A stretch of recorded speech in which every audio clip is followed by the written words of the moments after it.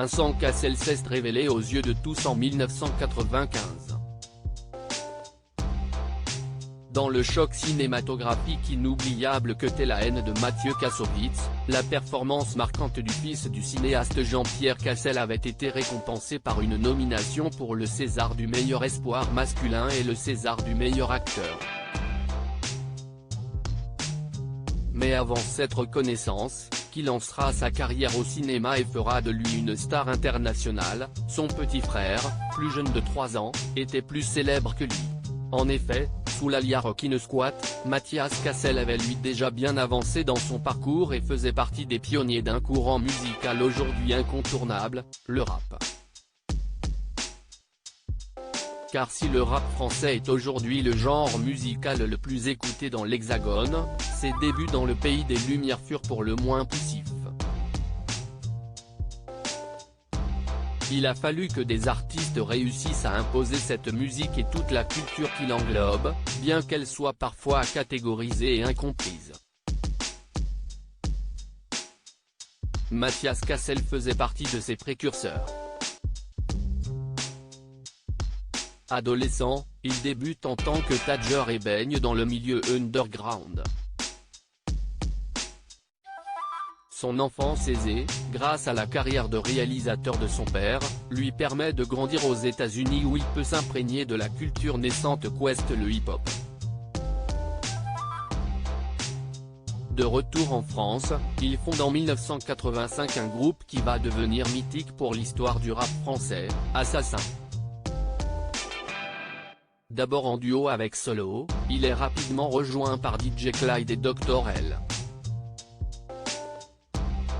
Et si le rap français est encore balbutiant, Assassin va lui donner un sacré coup d'accélérateur, au même titre que des groupes comme IAM ou Supreme NTM. Une carrière brillante, un artiste attachant mais des propos controversés, le groupe est le premier à créer son propre label indépendant, une grande première pour l'époque.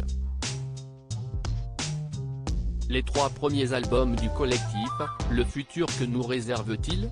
1992, L'homicide volontaire, 1995, et Touche d'espoir, 2000, deviennent tous des classiques indiscutables du rap français, en plus de jouir de beaux succès commerciaux puisqu'ils comptent tous plus de 100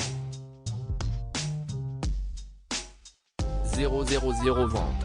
Mais si Rockin' Squat a glané un disque d'or pour chacun des opus, si est surtout pour la grande influence qu'a eu Assassin en France que la carrière de Mathias Cassel est unanimement reconnue. À titre d'exemple, Booba leur a carrément dédicacé directement un morceau en 2015 sur son album Nero Nemesis, probablement l'effort le plus abouti de la carrière du duc de Boulogne, intitulé Génération Assassin. Car si vous pensiez que Vincent Cassel, habitué des coups de gueule, fait dans le politiquement incorrect, il est un enfant de cœur comparé à Mathias.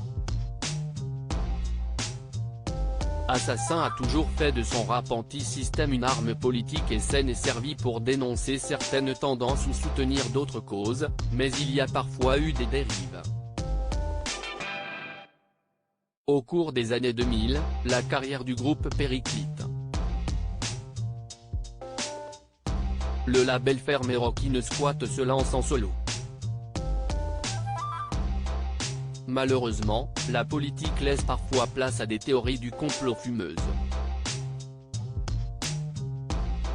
Illuminati, nouvel ordre mondial et antisémitisme remplacent écologie, paix dans le monde et droits des femmes.